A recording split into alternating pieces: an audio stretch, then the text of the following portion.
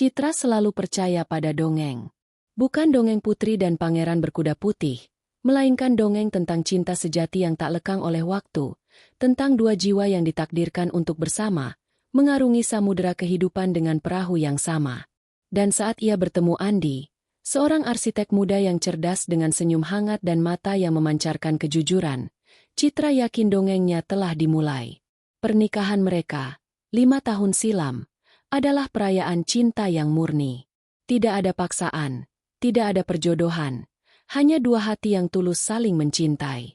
Citra, seorang desainer interior berbakat, menemukan belahan jiwanya dalam diri Andi, yang selalu mendukung setiap ide gilanya dan menjadi pendengar setia setiap keluh kesahnya. Mereka membangun rumah impian mereka di pinggiran kota Jakarta, sebuah kanvas kosong yang perlahan mereka isi dengan tawa, impian, dan aroma masakan Citra. Dinding-dindingnya menyaksikan malam-malam panjang penuh obrolan, pagi-pagi yang diwarnai candaan, dan janji-janji masa depan yang dilukis dengan penuh optimisme. Awalnya, kehidupan pernikahan mereka adalah sebuah simfoni yang harmonis. Hari-hari mereka dipenuhi dengan kesibukan pekerjaan, proyek-proyek yang menantang, dan petualangan kecil di akhir pekan. Citra seringkali menghabiskan waktunya mendekorasi ulang sudut-sudut rumah mereka, menciptakan suasana yang selalu terasa baru dan hidup. Andi, di sisi lain, sibuk dengan desain-desain arsitektur yang inovatif, namun selalu menyempatkan diri untuk pulang tepat waktu, makan malam bersama, dan berbagi cerita tentang hari mereka. Mereka adalah pasangan modern yang mandiri, saling menghormati ruang pribadi masing-masing, namun selalu menemukan kebahagiaan dalam kebersamaan. Namun, seiring berjalannya waktu, simfoni itu mulai diinterupsi oleh nada-nada sumbang. Bisikan-bisikan halus, awalnya seperti angin lalu, mulai berubah menjadi gumaman yang semakin jelas. Tema utamanya selalu sama. "Anak, kapan kalian mau punya momongan, Nak?" Pertanyaan itu, yang awalnya terdengar polos dari bibir tante-tante jauh saat lebaran, kini mulai merayap ke telinga Citra hampir setiap minggu. Ibu Fatma, mertua Citra, adalah sumber utama tekanan ini. Beliau adalah wanita parubaya yang elegan, selalu mengenakan batik sutra berkualitas tinggi dan perhiasan emas yang gemerlap. Di mata masyarakat, Ibu Fatma adalah sosok yang terhormat, seorang sosialita yang aktif dalam berbagai kegiatan amal dan arisan. Namun, di balik senyum ramahnya, tersimpan obsesi mendalam terhadap satu hal, keturunan. Bagi Ibu Fatma, keberadaan seorang cucu adalah puncak kebahagiaan dan bukti keberlangsungan garis keturunan keluarga Adiwinata yang terhormat. Awalnya, Ibu Fatma hanya menunjukkan ketidakpuasannya secara halus. Saat mereka makan malam keluarga di rumah mertua, Ibu Fatma akan menunjuk-nunjuk anak kecil yang sedang berlarian di televisi sambil tersenyum tipis.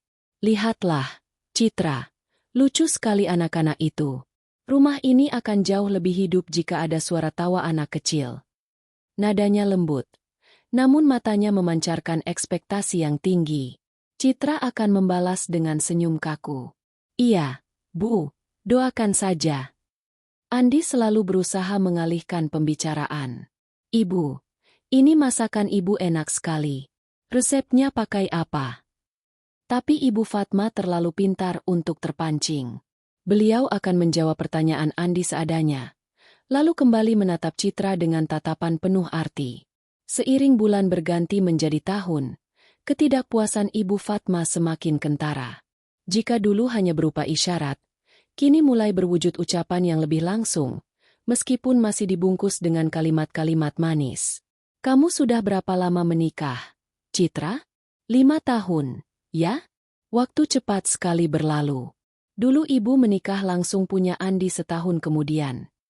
Kalimat itu disampaikannya saat mereka sedang duduk santai di teras, minum teh sore. Citra merasakan tenggorokannya tercekat. Andi, yang duduk di sebelahnya, langsung meraih tangan Citra dan menggenggamnya erat.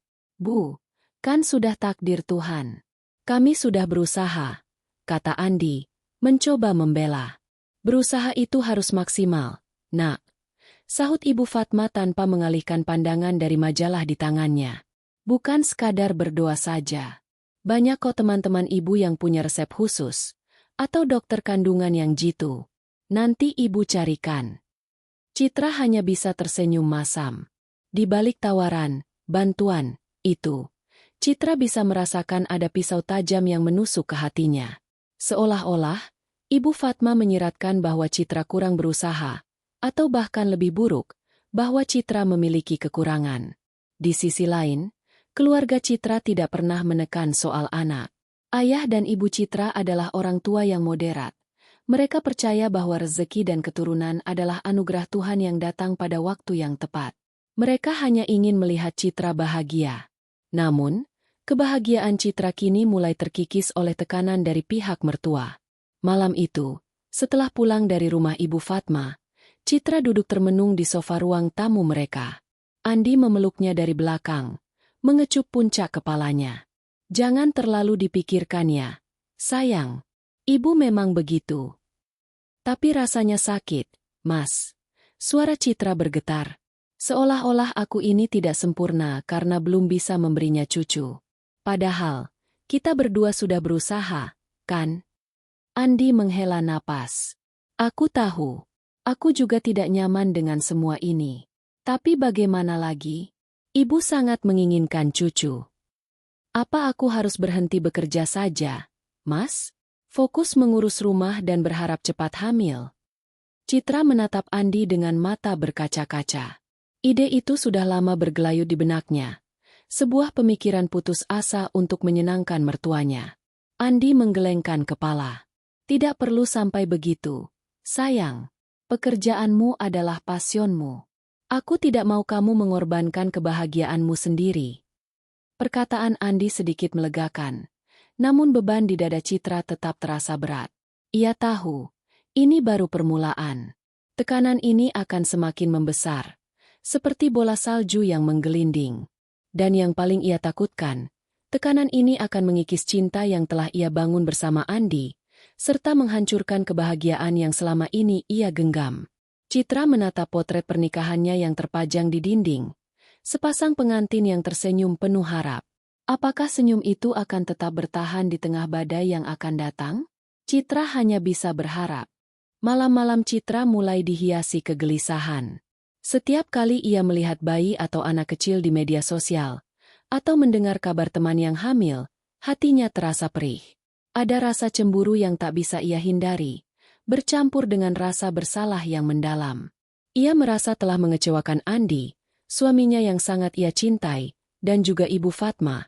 Meskipun ia tahu ketidakmampuannya memiliki anak bukanlah kesengajaan. Suatu hari, saat sedang berbelanja di supermarket, Citra bertemu dengan Ibu Diah, sahabat karib Ibu Fatma. Ibu Diah adalah wanita yang tampak lembut dan ramah, namun terkadang ucapannya bisa lebih menusuk dari pisau. Citra, apa kabar, Nak? Kok makin kurus? Sapa Ibu Diah dengan senyum lebar. Namun matanya menyapu tubuh Citra dari atas ke bawah. Pasti banyak pikiran, ya? Kalau sudah punya anak, hidup ini lebih berwarna. Nak, Ibu Fatma juga sering cerita. Kasihan ya kalau Andi belum punya penerus. Jantung Citra mencelos. Ia berusaha tersenyum. Alhamdulillah baik, Bu. Doakan saja. Pasti dong, selalu didoakan. Tapi doa juga harus diiringi usaha. Ya, coba ke dokter Anu. Dokter itu. Ada banyak kok yang berhasil. Ibu Diah menepuk pundak Citra sebelum berlalu, meninggalkan Citra terpaku di lorong supermarket. Tangannya gemetar memegang keranjang belanja. Kata-kata, penerus, itu menamparnya telak. Seolah-olah keberadaan Citra dalam keluarga Andi hanya diukur dari kemampuannya melahirkan seorang pewaris. Pikiran ini terus menghantuinya sepanjang hari. Malamnya, Citra menangis dalam diam di pelukan Andi. Aku merasa seperti mesin, Mas, bisiknya lirih. Mesin yang rusak, yang tidak bisa menjalankan fungsinya dengan baik. Andi mengeratkan pelukannya. Jangan bicara begitu, sayang. Kamu adalah wanita yang luar biasa. Aku tidak peduli dengan semua itu. Aku hanya ingin kamu bahagia. Namun, kebahagiaan itu kini terasa begitu jauh. Senyum Citra yang dulu selalu ceria, kini seringkali terlihat pudar. Matanya, yang dulunya memancarkan optimisme, kini lebih sering dihiasi gurat kekhawatiran. Ia tahu, perjalanan ini masih panjang, dan ia harus menemukan kekuatan untuk menghadapinya. Namun, apakah ia akan sanggup? Pertanyaan itu terus berputar di benaknya, tanpa jawaban pasti. Tekanan dari mertua, yang awalnya hanya bisikan, kini mulai membangun tembok tinggi di sekeliling hati Citra, mengancam untuk memisahkannya dari kebahagiaan yang pernah ia miliki. Bisikan-bisikan halus yang mengiringi kehidupan pernikahan Citra dan Andi kini telah bermetamorfosis menjadi sindiran tajam, menusuk hati Citra bak ribuan jarum. Ibu Fatma, mertua Citra, semakin gencar melancarkan serangannya, seolah lupa bahwa Citra adalah menantu kesayangannya dulu. Setiap pertemuan keluarga, setiap panggilan telepon, atau bahkan pesan singkat, kini menjadi medan perang emosional bagi Citra. Citra, kamu itu cantik, cerdas, sukses dalam karir. Tapi kok rasanya ada yang kurang, ya? Kalimat itu meluncur dari bibir Ibu Fatma suatu siang saat mereka makan siang bersama di sebuah restoran mewah. Mata Ibu Fatma menatap Citra lurus, ekspresinya tenang, namun nadanya mengiris. Rumah sebesar itu, untuk apa kalau tidak ada suara anak kecil yang berlarian? Seperti kuburan saja. Andi, yang duduk di samping Citra, langsung menegang. Ia mencoba menyela. Bu, jangan begitu. Citra sudah berusaha keras. Berusaha itu harus sungguh-sungguh. Andi, potong Ibu Fatma, mengabaikan perkataan anaknya. Bukan cuma ikut-ikutan teman yang ke dokter. Harus ada niat dari hati. Ibu lihat kamu ini terlalu sibuk dengan pekerjaan. Citra, apa itu tidak memengaruhi kesuburan? Darah Citra mendidih. Ia ingin membantah, menjelaskan bahwa karirnya tidak ada hubungannya dengan kesuburan, bahwa ia juga sudah berobat dan berusaha. Namun, kata-kata tercekat di tenggorokannya. Ia tahu, berdebat dengan Ibu Fatma hanya akan memperkeruh suasana dan membuatnya terlihat membangkang. Citra hanya bisa tersenyum pahit, menunduk, dan berpura-pura sibuk mengaduk makanannya. Sindiran-sindiran Ibu Fatma tidak hanya berhenti pada masalah fisik atau usaha.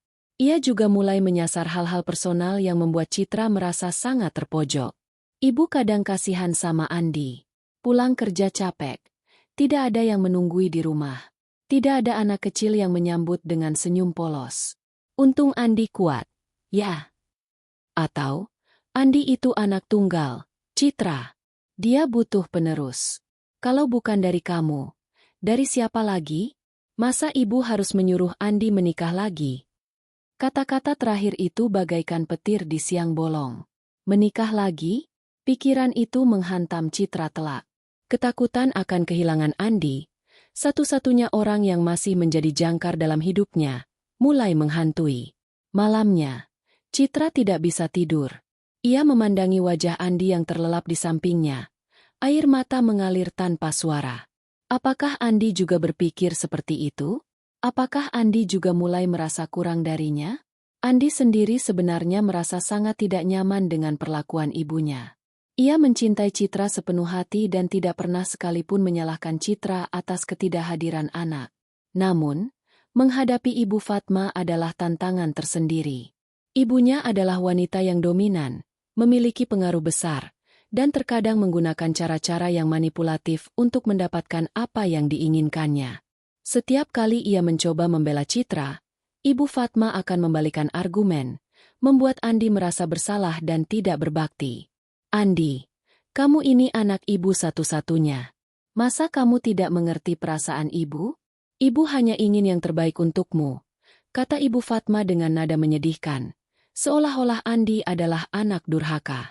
Ibu tidak akan tenang di kuburan nanti kalau tidak melihatmu punya keturunan. Ancaman terselubung semacam itu membuat Andi serba salah. Ia tahu ibunya mencintai dirinya, tetapi caranya mengungkapkan cinta itu seringkali menyakitkan bagi Citra, dan bahkan baginya sendiri. Ia mencoba menjadi penengah, membujuk Citra untuk bersabar, dan berusaha berbicara dengan ibunya. Namun, usahanya seringkali sia-sia. Tekanan tidak hanya datang dari Ibu Fatma. Lingkaran sosial Ibu Fatma pun perlahan mulai menyoroti Citra. Di acara arisan atau pertemuan ibu-ibu pengajian, Citra seringkali merasa menjadi pusat perhatian. Bisikan-bisikan dan tatapan penuh iba atau bahkan cibiran tak jarang tertangkap oleh telinganya. "Kasihan ya Citra, sudah lama menikah tapi belum isi juga," desah seorang tante di sampingnya, sambil melirik Citra yang sedang mencoba tersenyum ramah. Padahal Andi itu anak baik, tampan, kaya pula. "Sayang sekali," kata, "sayang sekali." Itu seperti stempel yang melekat pada dahinya. Citra mulai menghindari acara-acara keluarga atau pertemuan sosial yang melibatkan Ibu Fatma. Ia merasa terkungkung, terjebak dalam lingkaran sindiran dan bisikan yang membuatnya merasa tidak berharga. Rumah yang dulu menjadi surga, kini terasa seperti sangkar. Ia bahkan mulai membatasi interaksi dengan teman-temannya yang sudah memiliki anak, karena perasaannya terasa sangat sensitif. Rasa bersalah terus menghantuinya. Apakah ia memang mandul? Apakah ia cacat? Padahal, hasil pemeriksaan medis mereka berdua menyatakan bahwa tidak ada masalah berarti. Namun, Ibu Fatma tidak percaya. Dokter itu manusia. Bisa salah. Yang penting itu usaha dan doa. "Citra, kamu sudah puasa Senin Kamis? Sudah sedekah ke panti asuhan? Sudah sering ziarah?" Pertanyaan-pertanyaan itu membuat Citra merasa semakin terbebani secara spiritual. Malam-malam Citra semakin sering diwarnai air mata. Ia seringkali terbangun di tengah malam, merasakan sesak di dadanya. Ia mulai merasa ragu akan dirinya sendiri sebagai seorang wanita, sebagai seorang istri. Kecantikannya, bakatnya, kesuksesan karirnya, semua terasa hampa di mata mertuanya. Hanya karena satu hal yang belum ia miliki. Seorang anak. Andi menyaksikan perubahan pada Citra dengan hati teriris. Citra yang ceria dan penuh semangat, kini seringkali murung dan pendiam. Lingkaran hitam di bawah matanya semakin kentara, dan senyumnya tidak lagi selebar dulu. Ia mencoba menghibur Citra, memeluknya erat, dan meyakinkan bahwa cintanya tidak akan pernah berubah. "Aku mencintaimu apa adanya. Sayang, tidak peduli kita punya anak atau tidak. Kamu tetap istriku, belahan jiwaku," bisik Andi suatu malam, saat Citra menangis di pelukannya. "Jangan dengarkan perkataan ibu. Aku akan selalu ada untukmu." Kata-kata Andi sedikit menenangkan, namun tidak menghilangkan beban di hati Citra. Ia tahu Andi mencintainya. Tapi bisakah cinta itu bertahan selamanya di bawah badai tekanan yang semakin kuat? Bisikan dan sindiran Ibu Fatma tidak hanya menyerang Citra secara pribadi, tetapi juga mulai meracuni hubungan mereka. Citra mulai merasa bersalah kepada Andi karena tidak bisa memberinya kebahagiaan yang sempurna, kebahagiaan yang diidam-idamkan oleh seorang ibu tunggal seperti Ibu Fatma. Suatu sore, saat Citra sedang mendesain interior untuk sebuah klien, ia mendengar percakapan telepon antara Ibu Fatma dan teman arisannya. Pintu ruang kerja Citra sedikit terbuka, dan suara Ibu Fatma terdengar jelas dari ruang keluarga.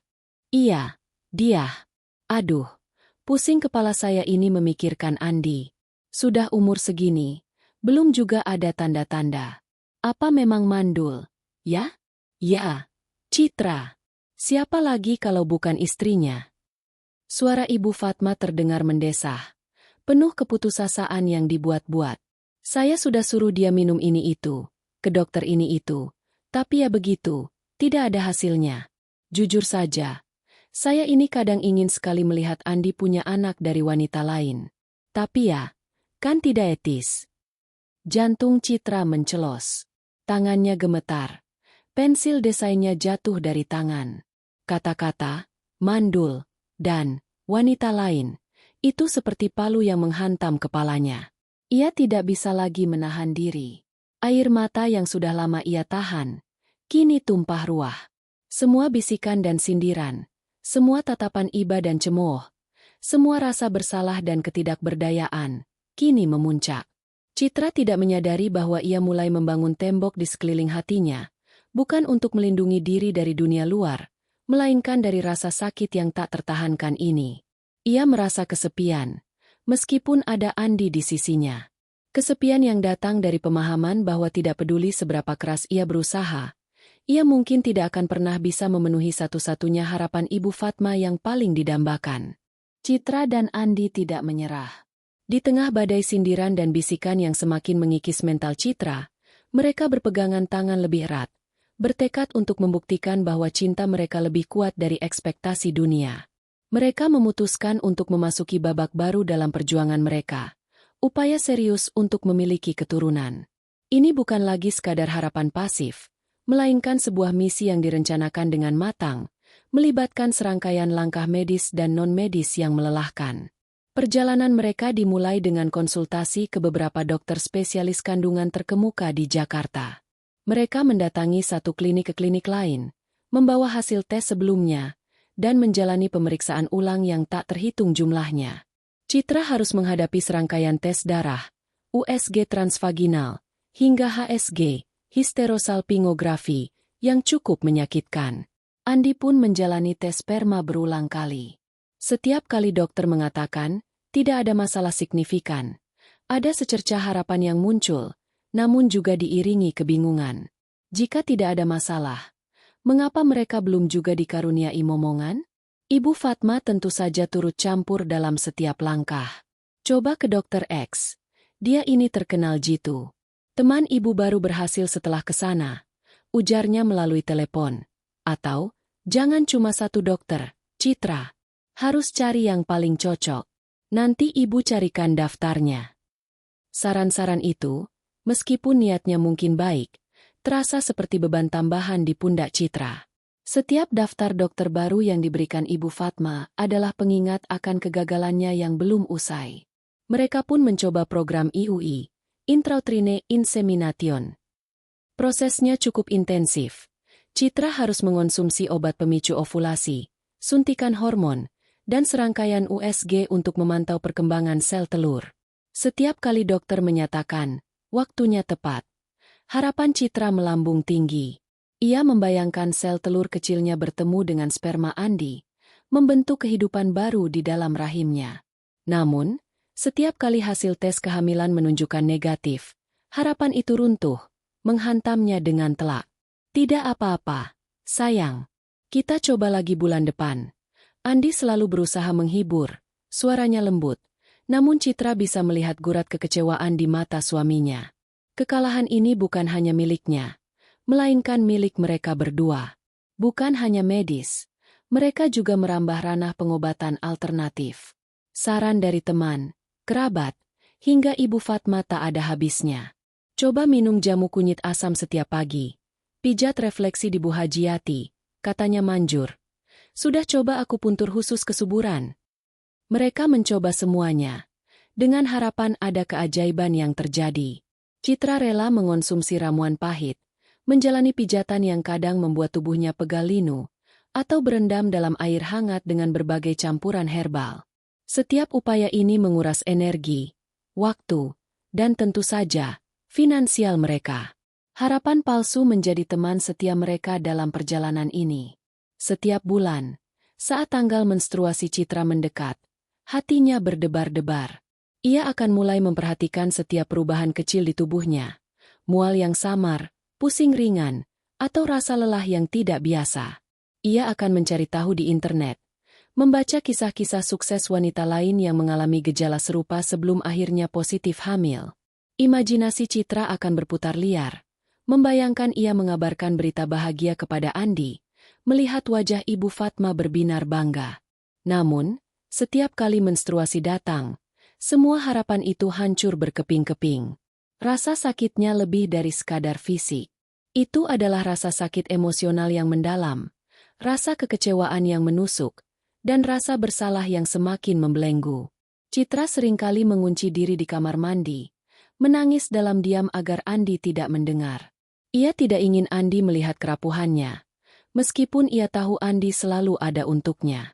Melihat kegagalan berulang, Ibu Fatma mulai menunjukkan ketidakpuasan yang lebih kentara. Sudah coba semuanya kok tidak ada hasil? Apa memang kamu kurang ikhlas, Citra? Sindiran itu kini mulai merasuki aspek spiritual. Atau jangan-jangan ada dosa yang belum diampuni? Kata-kata itu membuat Citra marah, namun juga membuatnya bertanya-tanya.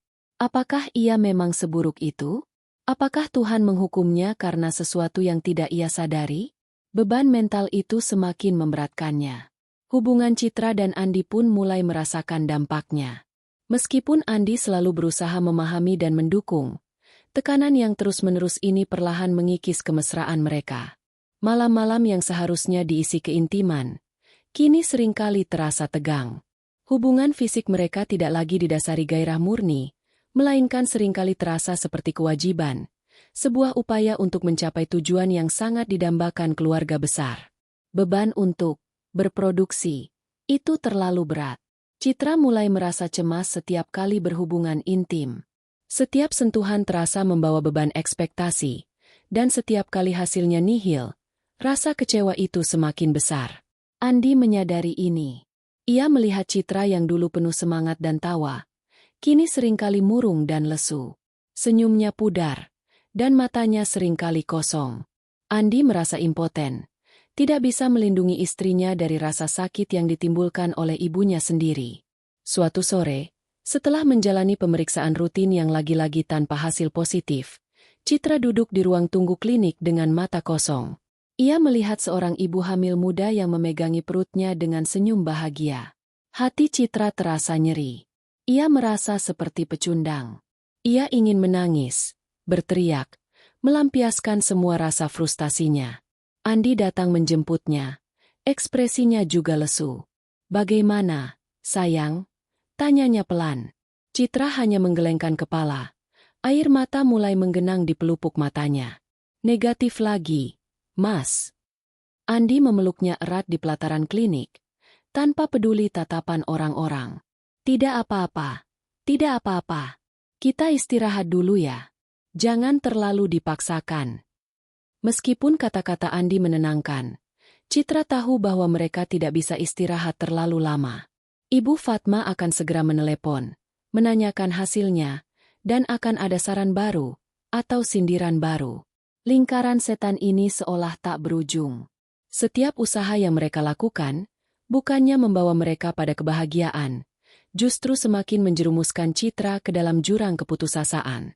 Harapan-harapan palsu yang terus-menerus muncul hanya membuat rasa sakit saat jatuh menjadi lebih parah. Citra mulai merasa lelah, sangat lelah. Ia bertanya-tanya sampai kapan ia harus menanggung semua ini. Apakah ia akan menemukan titik terang di ujung terowongan? Ataukah ia akan tenggelam dalam kegelapan yang diciptakan oleh kebencian mertuanya? Udara di ruang makan keluarga Andi terasa dingin, meskipun pendingin ruangan tidak menyala. Ini adalah pertemuan rutin keluarga besar untuk merayakan ulang tahun ke-60 Ibu Fatma, sebuah acara yang seharusnya penuh kebahagiaan dan tawa. Namun, bagi Citra, suasana tegang sudah terasa sejak ia melangkah masuk. Ia sudah menduga akan ada sesuatu yang tidak menyenangkan. Ibu Fatma terlihat lebih angkuh dari biasanya, mengenakan kebaya sutra mewah dan perhiasan berlian yang berkilauan, menerima ucapan selamat dari para tamu dengan senyum tipis. Meja makan sudah dipenuhi hidangan lezat, namun Citra tak nafsu makan. Ia duduk di samping Andi, mencoba tersenyum ramah kepada kerabat yang menyapa. Bola matanya sesekali mencuri pandang ke arah Ibu Fatma, yang kini duduk di ujung meja, dikelilingi oleh para sepupu dan bibi-bibi Andi. Mereka sedang membicarakan cucu-cucu yang lucu, dan Citra bisa merasakan tatapan Ibu Fatma yang sesekali meliriknya dengan ekspresi yang tak terbaca. Acara puncak tiba, sesi pemotongan kue dan ucapan dari keluarga. Setelah Andi dan kakak iparnya memberikan ucapan selamat yang menyentuh hati, tibalah giliran Ibu Fatma untuk memberikan sambutan. Suasana hening, semua mata tertuju padanya. Ibu Fatma tersenyum, senyum yang bagi Citra terasa dingin. "Terima kasih banyak atas kehadiran kalian semua. Hari ini adalah hari yang sangat berarti bagi saya. 60 tahun bukan usia yang muda. Banyak hal sudah saya capai, banyak kebahagiaan yang sudah saya rasakan." Ia berhenti sejenak, tatapannya menyapu ruangan, lalu berhenti tepat pada Citra. Jantung Citra berdetak kencang. Ia tahu ini akan datang. "Tapi," lanjut Ibu Fatma, suaranya kini sedikit merendih, penuh drama yang dibuat-buat. "Ada satu hal yang masih mengganjal di hati saya, satu-satunya impian yang belum terwujud di usia senja ini." Ia menarik napas dalam-dalam, menatap Citra dengan tatapan penuh keputusasaan yang kentara.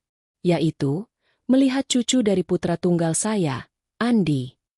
Ruangan menjadi hening, seperti teater yang baru saja menyaksikan adegan paling dramatis. Semua mata kini beralih dari Ibu Fatma ke Citra, penuh rasa ingin tahu, iba, dan bahkan rasa menghakimi. Citra merasakan pipinya memanas. Darahnya berdesir karena malu. Sudah 5 tahun Andi menikah dengan Citra. Suara Ibu Fatma kembali terdengar, lebih keras dan jelas.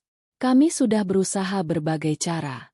Dari dokter terbaik, sampai pengobatan alternatif. Tapi hasilnya, nihil. Beliau menghela napas panjang, lalu melanjutkan. Entah apa yang salah. Saya sering bertanya-tanya. Apakah memang ada sesuatu dari pihak menantu saya yang menghalangi kehadiran keturunan? Apa memang ini takdir dari Tuhan? Atau ada penyebab lain yang tidak pernah diakui? Setiap kata Ibu Fatma bagaikan pukulan telak yang menghantam Citra. Kepala Citra terasa pening, seolah-olah seluruh ruangan berputar. Ia merasakan tatapan puluhan pasang mata menusuknya, menilai, menghakiminya sebagai wanita yang gagal. Andi, yang duduk di samping Citra, langsung berdiri. Wajahnya memerah padam, menahan amarah yang meluap. Ibu, apa yang ibu katakan? Suaranya tertahan, mencoba menjaga ketenangannya di depan keluarga besar. Ibu Fatma mengangkat tangan, menahan Andi. Andi, ibu hanya jujur. Ibu hanya mengungkapkan isi hati ibu yang paling dalam. Bukankah kebenaran itu pahit? Ibu hanya ingin melihat penerus keluarga Adiwinata. Apa salahnya? Beliau menatap Andi, matanya berkaca-kaca, memainkan peran korban yang sempurna. Ibu ini sudah tua. Nak, kapan lagi ibu bisa menggendong cucu? Para kerabat mulai berbisik-bisik. Beberapa mencoba menenangkan Ibu Fatma. Yang lain hanya menatap Citra dengan tatapan prihatin. Namun, bagi Citra, semua itu tak berarti. Ia merasa seluruh tubuhnya mati rasa. Jantungnya berdenyut nyeri. Ia merasa seperti terdakwa di pengadilan terbuka. Divonis bersalah atas kejahatan yang tidak ia lakukan. Citra, nak, kamu juga harus mengerti posisi Ibu Fatma, kata salah satu bibi Andi dengan nada menasehati, seolah Citra adalah anak kecil yang belum dewasa. Seorang ibu mana yang tidak ingin punya cucu? Ini demi kebaikan kalian juga. Air mata mulai mengalir di pipi Citra, tanpa bisa ia tahan lagi. Rasa malu, sakit hati, dan kemarahan bercampur aduk menjadi satu. Ia tidak pernah membayangkan akan dipermalukan seperti ini di depan seluruh keluarga besar. Di hari ulang tahun mertuanya sendiri. Ini bukan lagi sekadar sindiran. Ini adalah serangan frontal, sebuah deklarasi kebencian yang terang-terangan. Andi meraih tangan Citra, berusaha menariknya berdiri. Ayo, sayang, kita pulang. Suaranya terdengar tercekat. Namun, Ibu Fatma tidak selesai. Beliau berdiri, melangkah mendekati Citra dan Andi. Mau kemana kalian? Ini belum selesai. Andi, kamu ini kenapa jadi membela istri yang tidak bisa memberimu keturunan? Apa kamu tidak memikirkan masa depan keluarga kita? Apa kamu rela garis keturunan Adiwinata terputus hanya karena satu masalah ini? Kata-kata, tidak bisa memberimu keturunan, itu menggaung di telinga Citra. Ia merasa hancur berkeping-keping.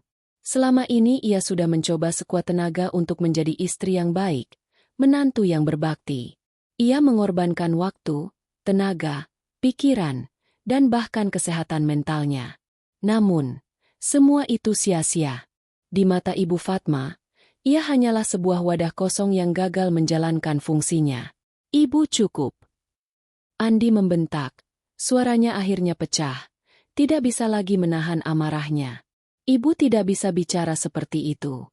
Citra istriku. Dan aku mencintainya apa adanya. Jangan pernah lagi ibu mengatakan hal seperti itu di depanku. Suasana menjadi semakin tegang.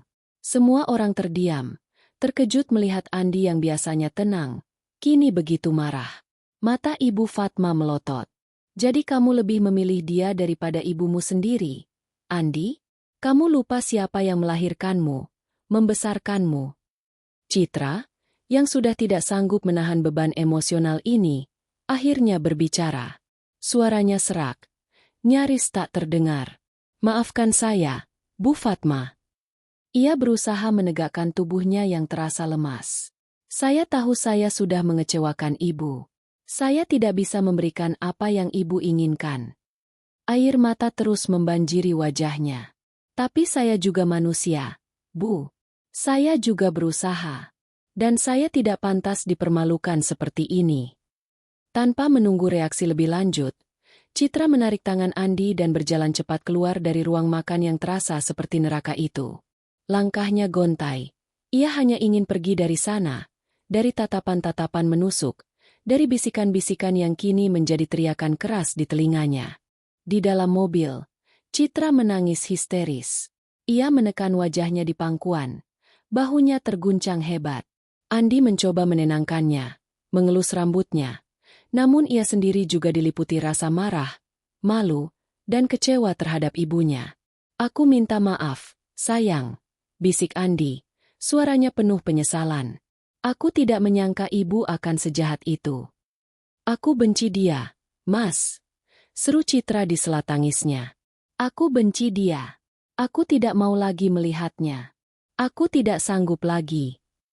Malam itu, Citra tidak bisa tidur. Pikirannya dipenuhi adegan di ruang makan. Kata-kata Ibu Fatma terus terngiang, menusuk-nusuk hatinya. Rasa sakit itu begitu dalam. Rasa malu itu begitu besar. Ia merasa hancur. Harga dirinya runtuh. Ini bukan lagi sekadar masalah anak. Ini adalah masalah harga diri, masalah penerimaan, dan masalah kasih sayang yang seharusnya ia dapatkan dari keluarga suaminya. Puncak kebencian Ibu Fatma telah mencapai puncaknya. Dan ini meninggalkan luka yang dalam di hati Citra. Luka yang mungkin tidak akan pernah sembuh sepenuhnya. Ia mulai mempertanyakan segalanya. Pernikahannya, masa depannya, dan bahkan nilai dirinya sebagai seorang wanita. Apakah ia benar-benar pantas mendapatkan kebahagiaan setelah semua ini?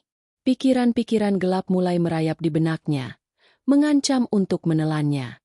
Malam setelah insiden ulang tahun Ibu Fatma, rumah Citra dan Andi diselimuti keheningan yang menyesakan, jauh berbeda dari kehangatan yang dulu selalu mereka rasakan. Tangisan Citra telah mereda menjadi isak pelan, namun luka di hatinya masih menganga. Andi duduk di sampingnya, memeluknya erat, tetapi keheningan di antara mereka terasa lebih berat daripada kata-kata yang diucapkan. Ada keretakan yang mulai terlihat, bukan karena cinta mereka memudar, melainkan karena beban yang tak tertahankan telah menumpuk di atas pundak keduanya. Citra merasa seperti keramik yang retak. Setiap potongan dirinya terasa rapuh, siap hancur kapan saja. Ia menarik diri, tak ingin bicara, tak ingin makan, bahkan tak ingin melihat Andi. Bukan karena marah pada suaminya, melainkan karena ia merasa sangat malu dan gagal. Ia tak bisa membayangkan bagaimana ia akan menghadapi dunia, apalagi keluarga Andi, setelah dipermalukan begitu rupa. Andi, di sisi lain, dilanda dilema yang menyiksa. Sebagai seorang putra, ia ingin menghormati ibunya. Namun, sebagai seorang suami, ia ingin melindungi istrinya dari kekejaman yang tak pantas. Ia telah melihat Citra berubah drastis, dari wanita ceria menjadi sosok yang murung dan putus asa. Kemarahan pada ibunya meluap, bercampur dengan rasa frustrasi karena ia merasa tak berdaya. Ia mencoba berbicara dengan Citra, memohon agar istrinya tidak terlalu memikirkan perkataan Ibu Fatma, tetapi Citra hanya menggelengkan kepala, air mata kembali mengalir. Bagaimana bisa aku tidak memikirkannya, Mas? Bisik Citra, suaranya parau. Semua orang melihatku sebagai wanita yang tidak berguna. Bahkan ibumu sendiri. Andi menghela napas panjang. Ia tahu ibunya telah melewati batas, dan ia harus melakukan sesuatu.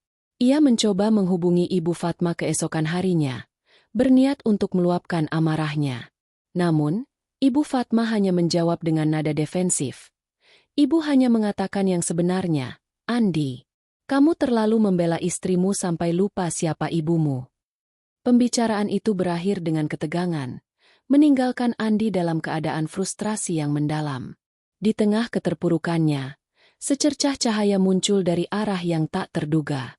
Putri, adik kandung Andi, yang selama ini terlihat netral dalam konflik antara Ibu Fatma dan Citra, tiba-tiba datang mengunjungi Citra di rumah.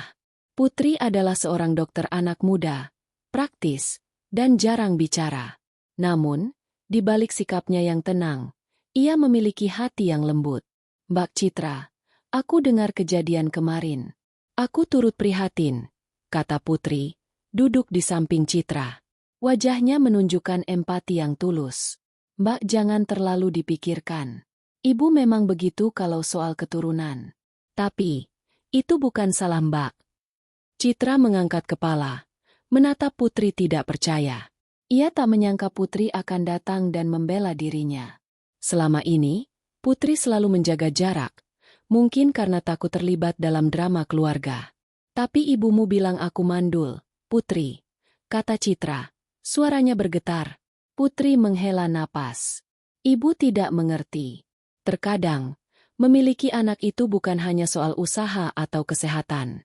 Ada banyak faktor yang mempengaruhi, dan itu bukan selalu karena kesalahan salah satu pihak.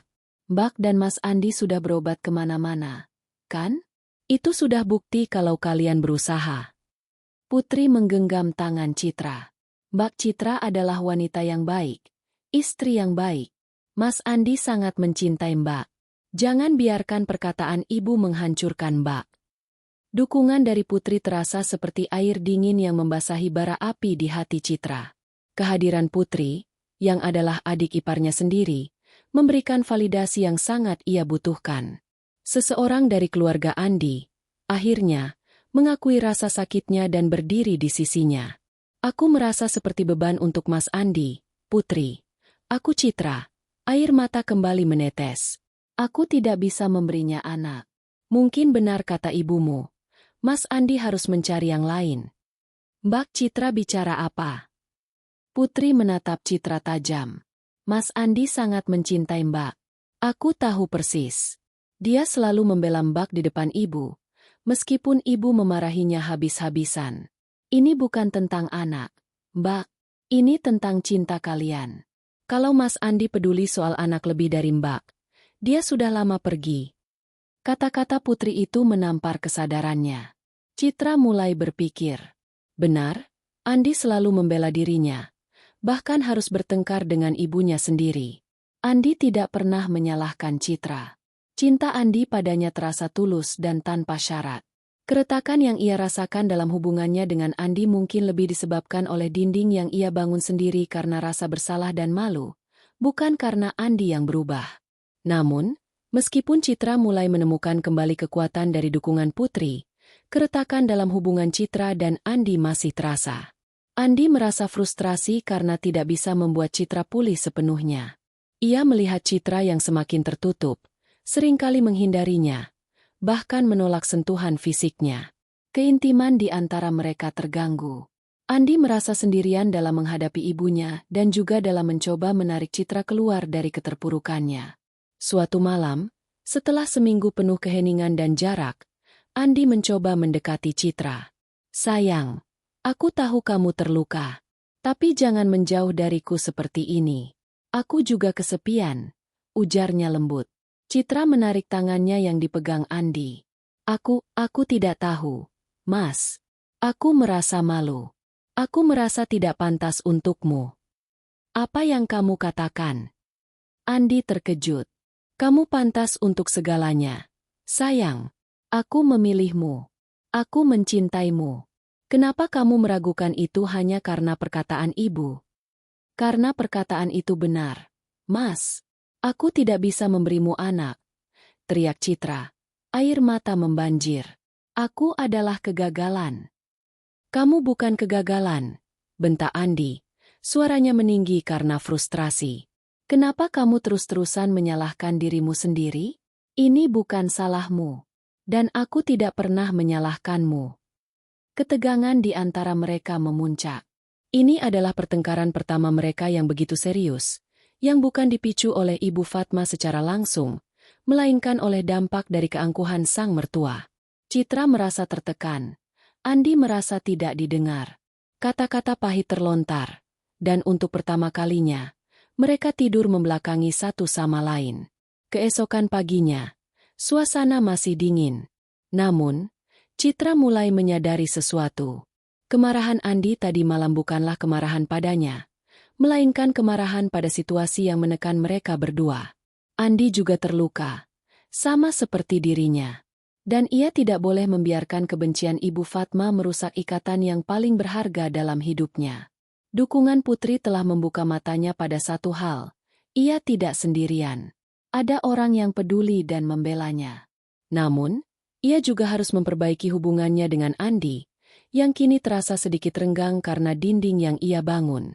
Ia tahu, perjalanan untuk menyembuhkan luka batinnya akan panjang, tetapi ia harus memulainya. Langkah pertama adalah menarik kembali dinding yang ia bangun di antara dirinya dan Andi. Ia harus percaya lagi pada cinta suaminya, dan pada nilai dirinya sendiri, terlepas dari apapun yang dikatakan orang lain.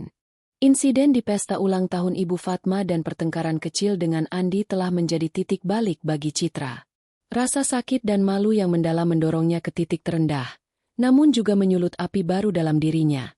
Sebuah keinginan kuat untuk menemukan kembali dirinya, di luar bayangan ekspektasi mertuanya. Citra menyadari, ia tidak bisa terus-menerus mendefinisikan nilai dirinya dari kemampuan memiliki keturunan. Ia harus mencari jati dirinya yang sejati. Langkah pertama adalah menciptakan jarak emosional dari sumber racun, Ibu Fatma. Citra mulai membatasi interaksi seminimal mungkin. Ia jarang lagi mengangkat telepon dari Ibu Fatma, membalas pesan dengan singkat, dan dengan sopan menolak ajakan pertemuan jika tidak terlalu penting. Andi mendukung penuh keputusan ini. Ia bahkan yang seringkali menjadi tameng, menghadapi ibunya dan memberikan alasan-alasan yang masuk akal agar Citra tidak perlu hadir. "Aku butuh waktu untuk diriku sendiri, Mas," kata Citra kepada Andi suatu pagi. "Aku harus menemukan apa yang membuatku bahagia, di luar semua tekanan ini." Andi mengangguk. "Aku mengerti, sayang. Aku akan selalu mendukungmu." Dengan dukungan Andi dan jarak dari Ibu Fatma, Citra mulai bernapas lebih lega. Ia mengarahkan energinya yang selama ini terkuras untuk program hamil, ke hal-hal yang dulu ia cintai namun terabaikan. Citra kembali menekuni hobinya yang sempat ia tinggalkan, melukis. Dulu, sebelum menikah, ia sering menghabiskan berjam-jam di studio kecilnya, menuangkan emosinya ke atas kanvas. Setelah menikah, kesibukan dan tekanan hidup membuatnya melupakan gairah ini. Kini, ia kembali membeli perlengkapan melukis, menghabiskan sore hari di studio kecil di rumah mereka yang menghadap taman. Warna-warna cerah di paletnya perlahan mulai mengisi kembali jiwanya yang kelabu. Ia melukis pemandangan, abstrak, dan bahkan potret-potret yang merefleksikan perasaannya. Proses melukis menjadi terapi, sebuah cara untuk memproses emosi, melepaskan kemarahan, dan menemukan kedamaian. Setiap sapuan kuas adalah pembebasan. Setiap warna yang tercampur adalah refleksi dari harapan yang perlahan tumbuh kembali. Selain melukis, Citra juga memutuskan untuk kembali fokus pada karirnya sebagai desainer interior. Ia mengambil proyek-proyek yang lebih besar dan menantang, mencurahkan kreativitasnya sepenuhnya. Sebelumnya, pekerjaannya seringkali terasa seperti kewajiban, namun kini ia melihatnya sebagai sumber kebanggaan dan pencapaian pribadi. Ia menghabiskan lebih banyak waktu di lokasi proyek, berinteraksi dengan klien dan kolega, dan merasakan kepuasan yang mendalam setiap kali melihat hasil karyanya yang nyata. Keputusannya untuk lebih fokus pada diri sendiri juga membawanya pada lingkungan baru. Melalui sebuah workshop seni, Citra bertemu dengan Maya, seorang seniman keramik yang inspiratif. Maya adalah wanita mandiri yang ceria, memiliki filosofi hidup yang sederhana namun mendalam. Ia sering berkata, kebahagiaan itu bukan dicari, tapi diciptakan. Dan itu dimulai dari diri kita sendiri. Persahabatan dengan Maya terasa seperti embusan angin segar. Maya tidak pernah menanyakan soal anak atau pernikahan. Mereka berbicara tentang seni, impian, dan makna hidup. Maya sering mengajak Citra ke komunitas seniman, memperkenalkan Citra pada orang-orang dengan berbagai latar belakang yang tidak menghakimi, yang melihat Citra sebagai individu yang berbakat, bukan hanya sebagai istri yang belum punya anak. Di lingkungan ini, Citra merasa diterima apa adanya. Secara fisik, Citra mulai merasakan perubahan. Lingkaran hitam di bawah matanya memudar, senyumnya kembali merekah, dan tawa renyahnya mulai sering terdengar di rumah. Andi melihat perubahan ini dengan lega dan bahagia. Ia merasakan istrinya kembali, sedikit demi sedikit. Jarak yang sempat tercipta di antara mereka perlahan menyempit, digantikan oleh keintiman yang lebih dalam, yang dibangun di atas pemahaman dan dukungan. "Kamu terlihat jauh lebih bahagia sekarang, sayang," ujar Andi suatu malam, sambil membelai rambut Citra yang sedang asyik melukis. Citra tersenyum. "Iya, Mas. Aku merasa seperti menemukan duniaku lagi. Dunia yang bukan hanya tentang punya anak." Meskipun demikian, luka dari perlakuan Ibu Fatma tidak sepenuhnya hilang. Ada saat-saat di mana pikiran negatif menyelinap masuk, mengingatkannya pada rasa sakit yang pernah ia alami. Namun, kini Citra memiliki alat untuk melawannya. Ia belajar untuk mengabaikan, untuk mengalihkan fokus, dan untuk mengingatkan dirinya sendiri tentang nilai dirinya yang sebenarnya. Ia membaca buku-buku tentang self-love dan mindfulness, mempraktikkan meditasi sederhana untuk menenangkan pikirannya. Pencarian jati diri ini juga membuka matanya pada definisi keluarga dan kebahagiaan yang lebih luas. Ia mulai berpikir bahwa kebahagiaan sejati tidak hanya berasal dari memiliki keturunan biologis. Ia melihat teman-temannya yang bahagia tanpa anak, atau yang mengabdikan hidupnya pada hal-hal lain yang bermakna. Citra mulai menyadari bahwa ia memiliki potensi besar untuk memberi dan menerima cinta, terlepas dari statusnya sebagai seorang ibu. Keputusan Citra untuk fokus pada dirinya sendiri dan mencari kebahagiaan di luar ekspektasi keluarga besar telah memberinya kekuatan yang tak terduga. Ia tidak lagi merasa menjadi korban, melainkan seorang wanita yang memegang kendali atas kehidupannya sendiri. Ini adalah babak baru, sebuah perjalanan penemuan diri yang akan membawanya pada pengertian yang lebih dalam tentang arti kebahagiaan dan cinta sejati. Sebuah fondasi baru telah diletakkan, bukan dari desakan orang lain, melainkan dari keinginan tulusnya untuk berbahagia. Meskipun Citra telah menemukan kembali kebahagiaannya dalam diri dan pekerjaannya, bayang-bayang masa lalu tetap mengintai. Ia tahu, sepenuhnya melupakan perlakuan Ibu Fatma adalah hal yang mustahil, tetapi ia berharap setidaknya bisa memahami mengapa mertuanya begitu terobsesi dengan keturunan. Jawaban atas pertanyaan itu datang dari arah yang paling tidak terduga, dan mengubah seluruh perspektif Citra tentang Ibu Fatma, serta tentang dirinya sendiri. Suatu sore, Putri, adik ipar Citra, menelepon dengan nada yang tidak biasa. Ada urgensi dan keseriusan dalam suaranya. "Mbak Citra, bisa kita bertemu? Ada yang ingin aku bicarakan. Ini penting sekali dan tentang Ibu." Citra setuju. Mereka bertemu di sebuah kafe yang tenang, jauh dari keramaian dan potensi interupsi. Putri terlihat cemas, sesekali melirik sekeliling sebelum memulai pembicaraan.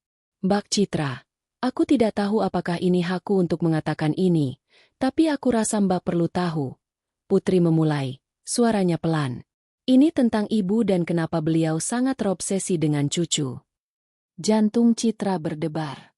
Ia sudah lama penasaran dengan motif Ibu Fatma. Ibu sebenarnya memiliki riwayat trauma masa lalu yang sangat dalam terkait keturunan. Lanjut Putri, matanya menatap cangkir kopinya. "Dulu, Ibu pernah hamil sebelum menikah dengan ayah. Itu adalah aib besar bagi keluarga kami yang terpandang." Citra terkejut. Ibu Fatma yang terhormat, dengan citra sempurna di mata masyarakat, ternyata menyimpan rahasia kelam seperti itu? "Bayi itu tidak bertahan, Mbak," bisik Putri. Suaranya sedikit bergetar. "Ada komplikasi parah, dan Ibu kehilangan bayinya.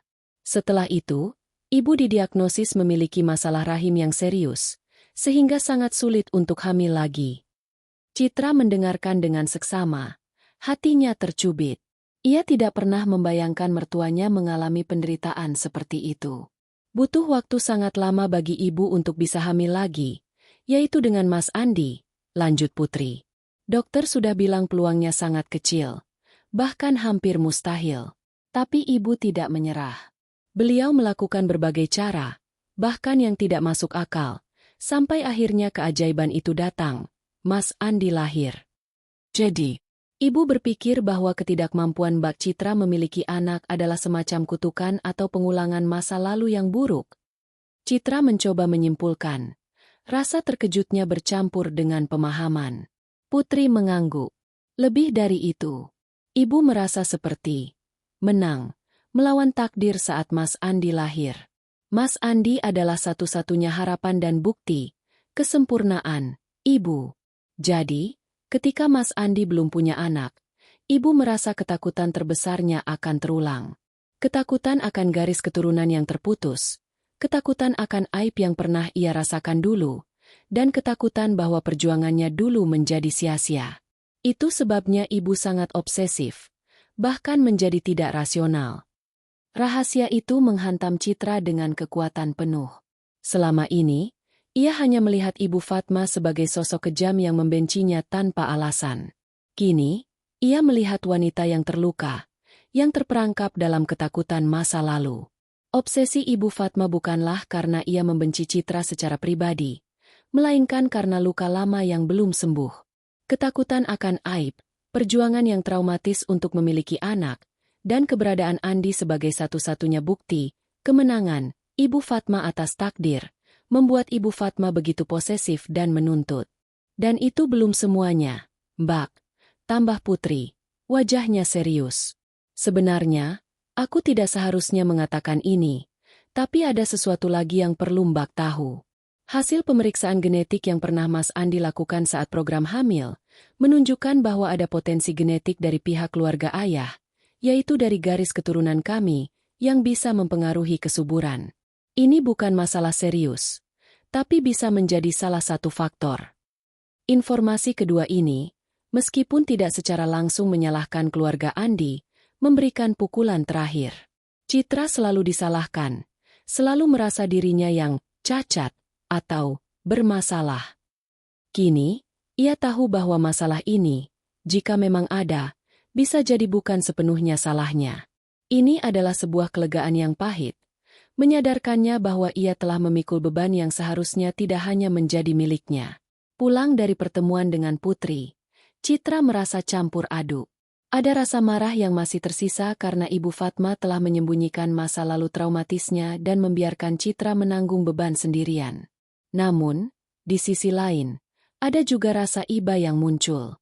Ia mulai melihat Ibu Fatma bukan sebagai monster tanpa hati, melainkan sebagai wanita yang terluka dan tidak mampu mengatasi traumanya sendiri. Kebencian Ibu Fatma terhadapnya adalah manifestasi dari ketakutan dan rasa sakit Ibu Fatma sendiri. Malam itu, Citra menceritakan semuanya kepada Andi. Andi terkejut mendengar rahasia masa lalu ibunya, sesuatu yang bahkan ia sendiri tidak pernah tahu. Wajahnya menunjukkan keterkejutan, penyesalan, dan juga sedikit pemahaman. Jadi, ibu melakukan semua ini karena traumanya sendiri? Tanya Andi, suaranya pelan. Dan ada kemungkinan masalah ini juga ada di genetik keluarga kita. Citra mengangguk. Putri bilang begitu. Bukan berarti itu pasti masalahnya. Tapi itu mungkin salah satu faktor. Ada keheningan panjang. Andi memeluk Citra erat. Aku benar-benar minta maaf. Sayang, aku tidak tahu ibu menyimpan rahasia sebesar itu. Dan aku minta maaf karena kamu harus menanggung semua ini sendirian. Beban di dada Citra sedikit terangkat. Meskipun luka itu masih ada, kini ia bisa melihatnya dengan lensa yang berbeda. Kebencian yang dulu ia rasakan terhadap Ibu Fatma kini bercampur dengan pemahaman yang lebih dalam. Citra tahu, memahami bukan berarti memaafkan dengan mudah, tapi setidaknya, ia tidak lagi merasa begitu tersiksa oleh pertanyaan, mengapa? Rahasia yang terbongkar ini telah mengubah peta pertempuran di hati Citra. Ia tidak lagi melihat dirinya sebagai korban yang tak berdaya, melainkan sebagai wanita yang memiliki kekuatan untuk memilih bagaimana ia akan bereaksi terhadap masa lalu yang pahit. Terbongkarnya rahasia masa lalu Ibu Fatma adalah sebuah titik balik, tetapi juga awal dari jalan yang terjal. Pemahaman tidak serta-merta berarti pengampunan. Luka yang ditorehkan Ibu Fatma di hati Citra begitu dalam, dan proses rekonsiliasi terasa seperti mendaki gunung yang curam. Setelah mendengar semua cerita dari Putri dan memahami trauma ibunya, Andi merasa sangat bersalah. Ia menyadari bahwa ia terlalu lama membiarkan Citra menanggung beban sendirian. Ia tahu, langkah pertama adalah berbicara dengan ibunya, bukan dengan amarah, melainkan dengan pemahaman. Andi memberanikan diri menemui Ibu Fatma. Bukan di rumahnya, melainkan di sebuah restoran yang tenang, tempat yang netral. Awalnya, Ibu Fatma tampak defensif, mengira Andi akan kembali memarahinya. Namun, kali ini, Andi berbicara dengan nada yang tenang dan penuh pengertian, menceritakan kembali apa yang ia dengar dari Putri tentang masa lalu ibunya. "Ibu, aku tahu ibu sudah melalui banyak hal. Aku tahu ibu trauma," kata Andi. Tatapannya lembut namun tegas. "Tapi, apapun yang ibu alami, itu tidak membenarkan ibu untuk menyakiti Citra seperti itu. Dia istriku, Bu.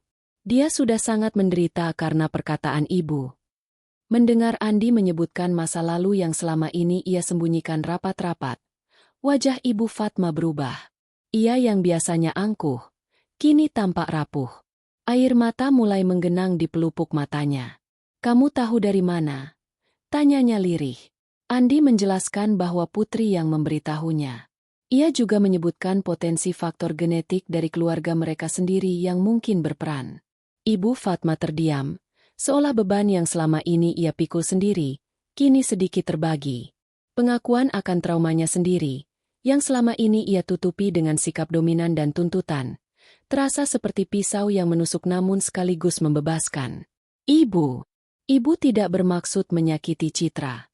Ibu hanya takut," gumam Ibu Fatma. Suaranya bergetar. "Ibu takut kalian akan mengalami hal yang sama. Ibu takut garis keturunan kita terputus." Percakapan itu berlangsung panjang. Andi tidak menuntut permintaan maaf secara langsung, melainkan berusaha membuat ibunya melihat dari sudut pandang Citra. Ia menjelaskan betapa terluka dan hancurnya Citra. Ibu Fatma mendengarkan, meskipun masih terlihat enggan mengakui sepenuhnya kesalahannya. Ini bukan rekonsiliasi yang sempurna, tetapi setidaknya, pintu untuk pemahaman mulai terbuka. Namun, bagian tersulit adalah bagi Citra. Andi berusaha membujuk Citra untuk menemui Ibu Fatma. "Setidaknya, dengarkan apa yang ibu ingin katakan, sayang," pinta Andi. "Aku sudah bicara dengannya. Dia tidak sekuat yang kamu kira." Citra ragu. Memori penghinaan di pesta ulang tahun masih segar di benaknya. Rasa sakit itu belum hilang. Namun, setelah merenung dan berbicara dengan Putri, ia memutuskan untuk memberi kesempatan, bukan untuk Ibu Fatma, melainkan untuk dirinya sendiri, untuk melepaskan beban itu. Pertemuan antara Citra dan Ibu Fatma berlangsung di rumah Citra. Suasana canggung menyelimuti ruang tamu.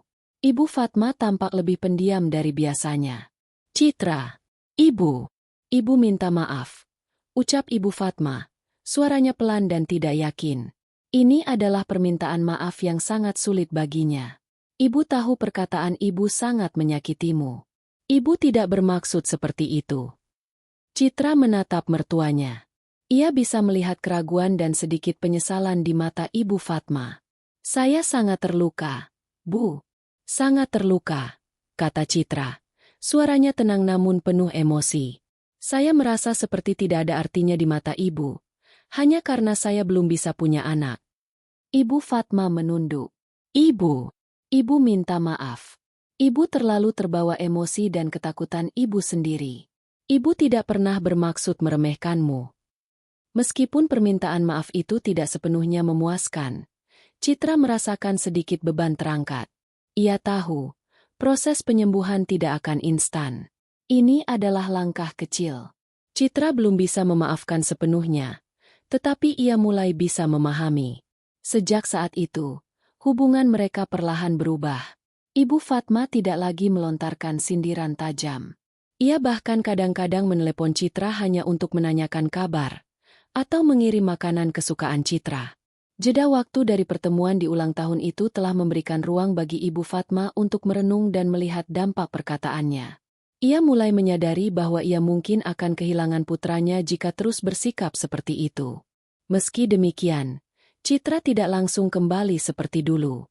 Ia tetap menjaga jarak yang sehat, melindungi dirinya dari kemungkinan luka baru. Rekonsiliasi ini bukanlah tentang melupakan, melainkan tentang menerima dan membangun batas baru. Hubungan mereka menjadi lebih formal namun tidak lagi penuh ketegangan. Ibu Fatma masih sesekali menanyakan soal anak, tetapi nadanya jauh lebih lembut, tidak lagi menuntut atau menghakimi. Bagi Citra, ini adalah kemenangan kecil. Ia tidak lagi mencari validasi dari mertuanya. Ia menemukan kedamaian dalam dirinya sendiri, dalam cinta Andi, dan dalam persahabatannya dengan Putri dan Maya. Rekonsiliasi yang sulit ini adalah bukti bahwa luka bisa sembuh, dan hubungan yang retak bisa diperbaiki, meskipun tidak akan pernah sama persis seperti sebelumnya. Yang terpenting, Citra kini memegang kendali atas emosinya, tidak lagi membiarkan kebencian orang lain mendikte kebahagiaannya. Setelah melalui badai emosi dan proses rekonsiliasi yang penuh tantangan, Citra dan Andi akhirnya menemukan kembali ritme kehidupan mereka. Tekanan dari Ibu Fatma memang belum sepenuhnya hilang, namun kini sudah jauh berkurang, tidak lagi mencekik seperti dulu. Citra juga sudah lebih kuat, tidak lagi mendefinisikan dirinya dari ekspektasi orang lain. Namun, ada satu hal yang masih menggantung di antara mereka, keinginan untuk memiliki anak. Setelah berbagai upaya medis yang gagal dan menguras mental, Citra dan Andi memutuskan untuk menghentikan program hamil. Mereka sepakat untuk berdamai dengan kenyataan bahwa memiliki anak secara biologis mungkin bukan takdir mereka. Keputusan ini terasa melegakan, melepas beban berat yang selama ini menindih pundak keduanya. Mereka memilih untuk fokus pada kebahagiaan mereka sebagai pasangan, menikmati setiap momen kebersamaan, dan mengembangkan karir masing-masing. Suatu hari, saat Citra sedang mengunjungi sebuah pameran seni komunitas bersama Maya, ia melihat sebuah poster kecil di dinding. Isinya mengiklankan sebuah lembaga nirlaba yang mencari orang tua asuh untuk anak-anak terlantar. Mata Citra terpaku pada gambar anak-anak yang tersenyum ceria. Namun di balik mata itu, ia bisa merasakan kerentanan dan kebutuhan akan kasih sayang. Pikiran tentang menjadi orang tua asuh tidak langsung muncul begitu saja. Awalnya, Citra hanya merasa iba. Namun, sepanjang perjalanan pulang, gambar anak-anak itu terus terbayang. Ia menceritakan hal itu kepada Andi. "Bagaimana kalau kita coba mencari kebahagiaan dengan cara lain, Mas?" tanya Citra hati-hati. "Mungkin menjadi orang tua asuh." Andi terkejut. Namun matanya memancarkan ketertarikan. "Orang tua asuh? Kamu serius, sayang?" Citra mengangguk. "Aku tahu itu berbeda dengan punya anak kandung. Tapi, bukankah kebahagiaan bisa datang dari memberi, dari mencintai tanpa batas darah? Kita punya rumah yang besar, hati yang lapang, dan cinta yang melimpah. Kenapa tidak kita berikan itu pada anak yang membutuhkan?" Ide itu mulai tumbuh dan berakar di hati keduanya. Mereka mulai mencari informasi, membaca literatur tentang pengasuhan anak asuh, dan berbicara dengan pasangan lain yang sudah lebih dulu menjadi orang tua asuh. Prosesnya tidak mudah. Ada banyak prosedur birokrasi, wawancara mendalam, dan penilaian kelayakan yang harus mereka lalui. Namun, kali ini, dorongan mereka bukan lagi karena tekanan dari mertua, melainkan karena keinginan tulus dari hati. Beberapa bulan kemudian, Citra dan Andi menerima kabar gembira. Mereka lolos seleksi dan akan dipertemukan dengan seorang anak. Jantung Citra berdegup kencang saat ia dan Andi melangkah masuk ke panti asuhan. Mereka diperkenalkan dengan Rizky, seorang anak laki-laki berusia 5 tahun dengan mata bulat yang cerah dan senyum yang sedikit pemalu. Rizky telah kehilangan kedua orang tuanya dalam sebuah kecelakaan dan telah tinggal di panti selama hampir setahun. Saat Rizky menggenggam jari Citra, sebuah perasaan hangat menjalar di hatinya. Itu adalah perasaan yang belum pernah ia rasakan sebelumnya. Sebuah koneksi instan yang melampaui ikatan darah. Andi pun tampak terikat dengan Rizky. Mereka menghabiskan beberapa waktu bersama Rizky di panti, bermain dan bercerita, mencoba membangun ikatan. Proses transisi Rizky ke rumah mereka tidak instan. Ada penyesuaian yang harus dilalui. Rizky, yang terbiasa dengan lingkungan panti, butuh waktu untuk beradaptasi dengan rumah baru dan kehadiran Citra dan Andi sebagai figur orang tua. Ada malam-malam di mana Rizky menangis dalam tidurnya, merindukan orang tua kandungnya. Citra dan Andi dengan sabar mendampingi, memberikan pelukan hangat, dan meyakinkan Rizky bahwa ia kini memiliki keluarga baru yang akan selalu mencintainya. Kehadiran Rizky membawa perubahan drastis dalam hidup Citra dan Andi. Rumah yang dulu terasa sunyi, kini dipenuhi dengan tawa riang, langkah-langkah kecil, dan suara celotehan Rizky. Citra tidak lagi merasa hampa. Tangannya yang dulu kosong, kini sibuk menyiapkan bekal sekolah, membacakan dongeng sebelum tidur, dan memandikan Rizky. Ia merasakan kebahagiaan yang mendalam, kebahagiaan seorang ibu yang menemukan tujuan hidupnya. Andi juga berubah. Ia menjadi lebih lembut, lebih sabar, dan lebih ekspresif dalam menunjukkan kasih sayangnya. Ia seringkali meluangkan waktu untuk bermain sepak bola dengan Rizky di halaman, atau membantu Rizky mengerjakan pekerjaan rumah. Mereka adalah sebuah keluarga, bukan dalam arti tradisional yang selalu diharapkan Ibu Fatma, melainkan keluarga yang dibentuk oleh pilihan dan cinta yang tulus. Kabar tentang kehadiran Rizky tentu saja sampai ke telinga Ibu Fatma. Awalnya, beliau merespons dengan keraguan. Kenapa harus adopsi, sih? Kan lebih baik cucu kandung. Namun, ketika ia datang berkunjung dan melihat bagaimana Rizky tumbuh ceria dan penuh kasih sayang di bawah asuhan Citra dan Andi, pandangannya perlahan berubah. Melihat Citra yang begitu telaten mengurus Rizky, dan melihat senyum bahagia di wajah Andi setiap kali ia berinteraksi dengan anak asuhnya, hati Ibu Fatma yang kaku perlahan melunak. Ia mulai memberikan hadiah untuk Rizky, mengajaknya bermain, dan bahkan sesekali membelai rambutnya. Citra melihat perubahan itu, sebuah pengakuan tak terucap bahwa kebahagiaan bisa datang dalam berbagai bentuk. Kehadiran Rizky bukan hanya mengisi kekosongan di rumah Citra dan Andi, tetapi juga mengisi kekosongan di hati Citra. Ia tidak lagi merasa mandul atau gagal. Ia adalah seorang ibu, seorang wanita yang mampu mencintai dan merawat, dan kebahagiaan itu jauh lebih besar dari semua sindiran dan kebencian yang pernah ia terima. Citra dan Andi telah menemukan makna baru dalam keluarga, sebuah makna yang tidak dibatasi oleh garis keturunan, melainkan oleh ikatan kasih sayang yang tak terbatas. Tawa Rizky kini menjadi melodi harian di rumah Citra dan Andi. Kehadirannya tidak hanya mengisi kekosongan, tetapi juga menyembuhkan luka-luka lama. Citra, yang dulunya terbebani oleh stigma, mandul, dan kebencian mertuanya, kini menemukan kedamaian yang tak ternilai. Ia adalah seorang ibu, dalam makna yang paling murni dan mendalam, meskipun tidak melalui jalur biologis. Kehidupan mereka sebagai keluarga kecil yang lengkap dengan Rizky berjalan penuh warna. Citra tetap aktif sebagai desainer interior, namun kini ia punya tujuan baru, menciptakan lingkungan yang penuh cinta untuk Rizky. Ia juga semakin sering melukis, dan lukisannya kini dipenuhi dengan warna-warna ceria dan tema keluarga, merefleksikan kebahagiaan yang ia rasakan. Andi, di sisi lain, menjadi ayah yang sangat dekat dengan Rizky, mengajarkan banyak hal dan menjadi sosok panutan yang hebat. Ikatan antara Citra dan Andi juga semakin kuat, dipererat oleh perjalanan panjang yang telah mereka lalui bersama. Mereka telah membuktikan bahwa cinta mereka tidak mudah goyah oleh tekanan eksternal. Perlahan, sikap Ibu Fatma pun berubah drastis. Awalnya, ia mungkin masih menyimpan sedikit keraguan tentang pengangkatan anak asuh. Namun, seiring waktu, ia tidak bisa memungkiri kebahagiaan yang terpancar dari wajah Andi dan Citra, serta betapa ceria dan pintar Rizky tumbuh di bawah asuhan mereka. Suatu hari, saat makan malam keluarga di rumah Citra, Ibu Fatma menatap Rizky yang sedang asyik bermain dengan mainan barunya. Ia tersenyum, senyum yang tulus, berbeda dengan senyum kaku yang dulu sering ia tunjukkan. Rizky ini anak yang pintar, ya, ucap Ibu Fatma, matanya berbinar. Sepertinya dia mewarisi kecerdasan Andi.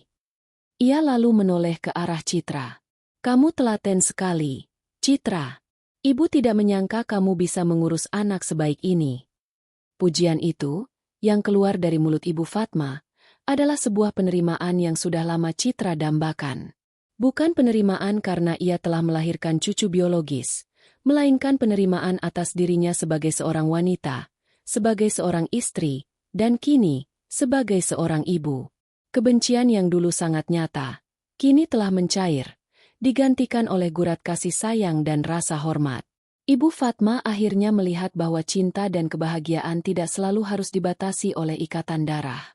Meskipun bekas luka dari masa lalu tidak sepenuhnya hilang, Citra memilih untuk memaafkan. Bukan untuk Ibu Fatma, melainkan untuk kedamaian hatinya sendiri. Ia menyadari bahwa dendam hanya akan meracuni dirinya. Dengan memahami trauma Ibu Fatma, Citra mampu melepaskan beban itu. Hubungan mereka mungkin tidak akan pernah menjadi sangat dekat seperti ibu dan anak kandung, tetapi ada rasa saling menghargai yang baru. Ibu Fatma tidak lagi menuntut, dan Citra tidak lagi merasa terintimidasi. Kehidupan terus berjalan. Citra dan Andi tetap menikmati perjalanan mereka sebagai orang tua Rizky, melihat setiap tahap pertumbuhannya dengan sukacita dan bangga.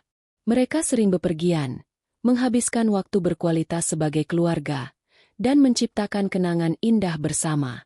Rumah mereka benar-benar menjadi surga, bukan karena ada suara tawa bayi yang mereka lahirkan, tetapi karena ada cinta yang tulus, penerimaan, dan kebahagiaan yang mereka ciptakan sendiri.